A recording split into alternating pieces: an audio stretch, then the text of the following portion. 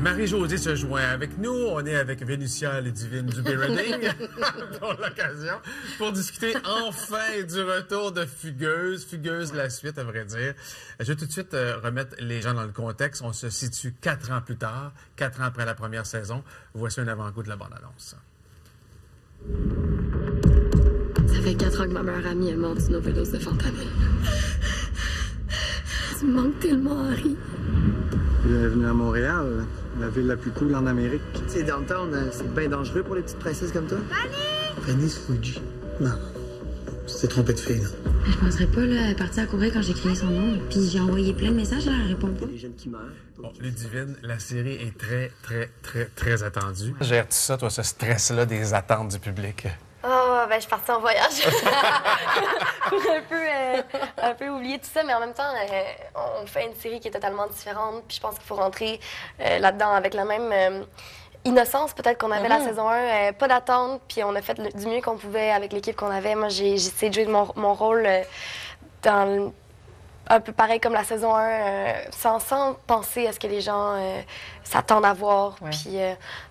Puis je suis bien entourée, j'ai mes amis, ma famille qui sont proches, donc on dirait que ça m'aide dans des fois quand j'ai des « Oh mon Dieu, je suis stressée », il y en a qui sont là pour me ramener à la réalité. Okay. Est-ce qu'ils seront avec toi ce soir pour regarder la première? Avez-vous une petite, pas une cérémonie, mais une soirée spéciale? Mais moi, j'ai pas beaucoup de famille au Québec, puis j'ai grandi. L'épisode 2 va être disponible en ligne, donc tout après, donc on va écouter, je pense, les 2 épisodes.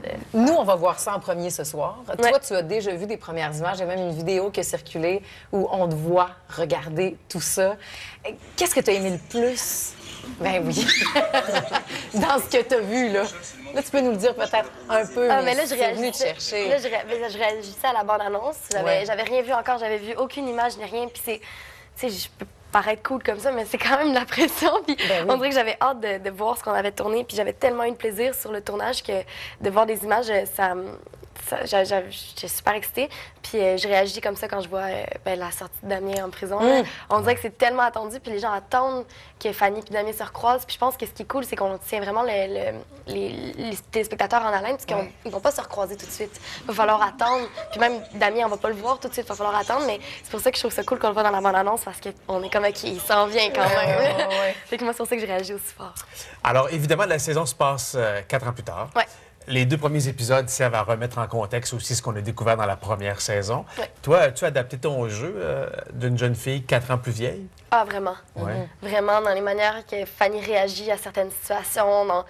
J'ai essayé de la jouer plus groundée, plus mature. Pas qu'elle n'était pas saison 1, mais dans le sens qu'elle avait peut-être des réactions plus impulsives. Puis quand elle était avec ses parents. Ouais, adolescente. Comme, voyons, papa, pourquoi tu me fais? Tandis que je pense que Fanny est rendue tellement ailleurs. Ça marque ce qu'elle a vécu. C'est comme... Moi, j'avais rencontré une petite fille, une fille qui avait vécu ça. Dans ma tête, elle était petite parce qu'elle avait comme 14 ans, mais dans le sens qu'elle était autant mature que quelqu'un de 25 ans parce qu'elle avait vécu ce que Fanny avait vécu en 1000 fois pire. Puis tu jasais avec elle, j'avais l'impression de jaser avec une femme qui avait 25 ans de vie, d'expérience. C'était assez impressionnant. Donc, c'est sûr que Fanny est marquée par tout ça. C'est des très gros traumatismes. Donc, j'ai vraiment essayé de l'amener ailleurs. Puis, en regardant les épisodes, je pense qu'on voit qu'elle est plus femme puis plus vieille. Ouais. Donc, tu l'as amené ailleurs, mais tu devais reprendre ce personnage-là qu'on connaissait, que tu connaissais aussi. Ça vient peut-être avec des attentes, avec des dangers. Étais-tu nerveuse de replonger dans les souliers de Fanny comme ça? J'étais pas nerveuse de rejouer Fanny pendant le tournage. Je suis plus nerveuse de la diffusion, bien sûr, parce que là, c'est sûr que là, avec les réseaux sociaux, on voit les réactions des gens en direct. Ouais. Mais non, j'avais tellement hâte. En fait, moi, toute mon année, je savais que j'allais tourner Fugueuse à partir du mois d'août, puis c'est ce que j'attendais le plus. J'avais hâte de lire les textes, j'avais hâte de voir ça allait être comme mon nouveau look. Puis Fanny m'a jamais... Oui, tu teignes les cheveux, ça, t'es willing pour faire n'importe quel changement physique. Je me suis dit, tout pour le personnage. Là. Puis Fanny m'a habité, ça fait 2 ans, puis elle est tout le temps là. Je veux dire, les gens m'appellent Ludivine maintenant, mais il y a encore beaucoup de Fanny, puis on dirait qu'elle m'a jamais quittée, donc ça a été super facile. Puis avec les acteurs, avec tous les acteurs avec qui je jouais, je veux dire, ils m'ont tellement fidé pour que je sois la meilleure Fanny possible. On a découvert bien des trucs dans la première saison qui nous ont tous bouleversés. La deuxième saison ne sera pas moins réaliste. On voit ça un avant-goût où tu parles à une amie qu'on vient de voir dans les images là, et tu lui racontes ce qui s'est passé. Puis on comprend que cette année, encore une fois, Fugueuse va aller au cœur de ces problématiques-là terribles pour les jeunes filles. Et la mort, c'est ton cache. Ben, tu sais, au début, non, là, mais tu sais, c'est quoi, là, ça finit toujours de même. La dernière fois, il a failli m'étrangler. T'étrangler? Ouais. J'ai passé out solide, puis quand je me suis réveillée, il était en train de me baiser.